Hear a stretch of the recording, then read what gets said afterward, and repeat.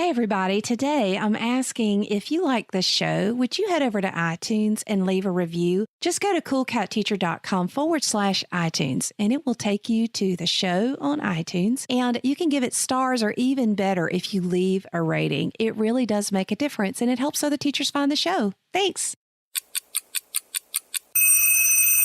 What do I do next on iPads? Teaching kids to troubleshoot and use their iPads. Episode 388. The 10-Minute Teacher Podcast with Vicki Davis. Every weekday, you'll learn powerful, practical ways to be a more remarkable teacher today. So today we're talking with Pana Asavavatana. She won the ISTE Kay Bitter Award this past year and is the pre-K to 1 tech and design coach at Taipei American School. So Pana, you like to talk about putting handles on learning. So where did you start with this journey and what was your frustration? The metaphor of putting handles on learning for me actually began because of my use of technology in the early childhood classroom. I was realizing that I was very good, or proficient rather, at scaffolding the learning that went into reading or math, but then I wasn't scaffolding the same kind of learning when I was bringing tech into the classroom with my young kids. And so really all I was doing was giving them step-by-step instructions rather than teaching them skills for independence, which they could bring with them across scenarios. So when I say putting handles on learning, what I mean is actually making something grabbable so that the students can carry that learning with them from one scenario to the next, and really applying that type of teaching to the use of technology in the classroom. What was it you were observing your students were doing that was frustrating you? Oh my goodness. Well, I would be using a variety of apps with my kids, and even the same app over and over again. And what kept happening was that the kids would always ask me, what's the next step? What do I do next? And I would get multiple iPads shoved into my face, which is a common occurrence, I think, in a lot of early childhood classrooms with any kind of technology. So I was wondering what I was missing, because if I could teach them to be independent readers and I could teach them to be independent, thinkers in math, why couldn't I do it with technology? And I began to realize that I wasn't teaching them the building blocks of how to think for themselves through technology the way that I did for all of those other aspects of learning that we do every day in an early childhood classroom. Okay, so what did you start doing and how did you start teaching differently? Well, you know what? I drew a lot from my literacy teaching, and what I started doing was really breaking down what was it that my kids needed in order to become independent. So what are the strategies for independence? The same way that if we need to teach a child to read, we have to first the building blocks of letter sounds that form words that later come together into sentences that create meaning. So we kind of layer that slowly into our literacy teaching. So what are the building blocks for an iPad? You might need to actually teach them how to read icons. And that's where my journey began, actually specifically with the reading quote unquote, of icons, because really when you look at any digital tool, if you can figure out those little pictures that are plastered across any platform, a child can then begin to figure out how to use it without knowing every single step in the process of creating something using technology or unlocking a new app or a tool.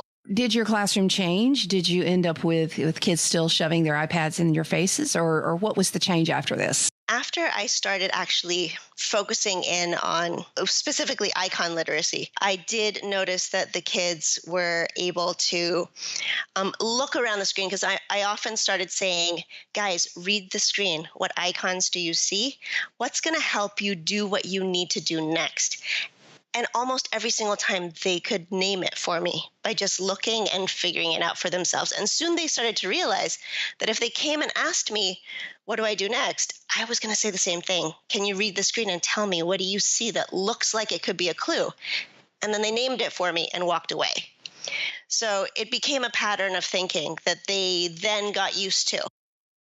So now you traveled the world this past summer as you came to ISTE and BLC and several other places, and you're talking about putting handles on learning. So if you're explaining to a teacher of young children, K-1, and really even older, about putting handles on learning, what are you trying to do there? What do you say with that?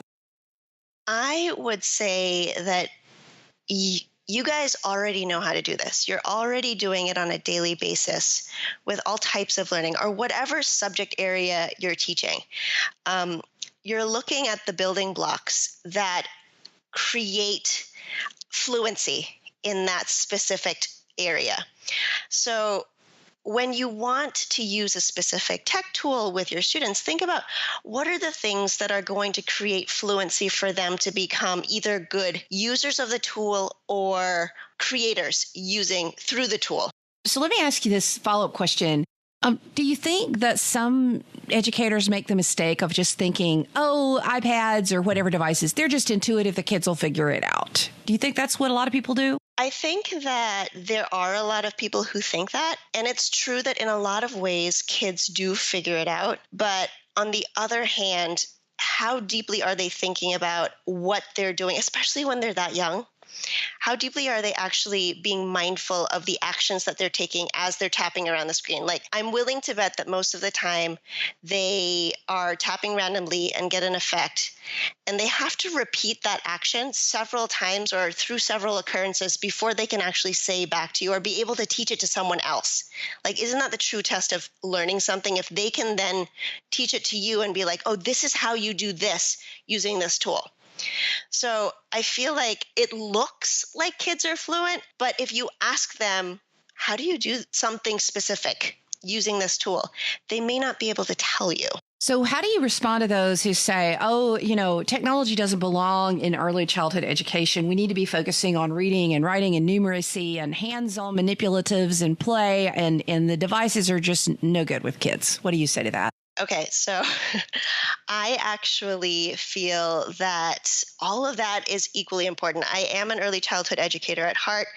There's no way that I am going to say that the tangible hands-on learning is secondary to technology. That's just not part of my philosophy either. It needs to be there. However, what we need to come to accept that technology is a part of our students' current reality. And for us as adults, at least I still remember a time without the internet. And for our kids, there just isn't a world like that anymore. So if we wrap our heads around the fact that digital technology is a part of their reality, it isn't a separate thing, then we need to build in ways for our classroom to reflect what the real world looks like. And that does start right from the very beginning because, believe it or not, they're probably going to be publishing to an audience of thousands by the time they're legally able to at about 13 for most social media apps, which is a lot sooner than we send kids out into the world as strong readers and writers. And how many of them are actually going to publish a book or a magazine article? So for me, it's kind of even more imperative that we start teaching them the skills to be mindful, respectful, responsible users and publishers on digital tools and media. From the start, we have less time to do it. Wow. I think the part that I would like to emphasize is I love this mindful, respectful, and responsible, and that it starts at a very young age. Pana is definitely somebody that all of you, especially in K-1, K-2, would definitely want to follow. The ISTE Kay Bitter Vision Award is just one of those awards that really does find and distinguish those who are excellent in this area of using technology with young children. There is a way, there is a balance, and I totally agree with you, Pana, that there is a balance here because kids do need play, they do need hands-on, but technology can also be part of world-class learning at that age. Thanks for listening. Thank you for listening to the 10-Minute Teacher Podcast. You can download the show notes and see the archive at coolcatteacher.com/podcast. Never stop learning.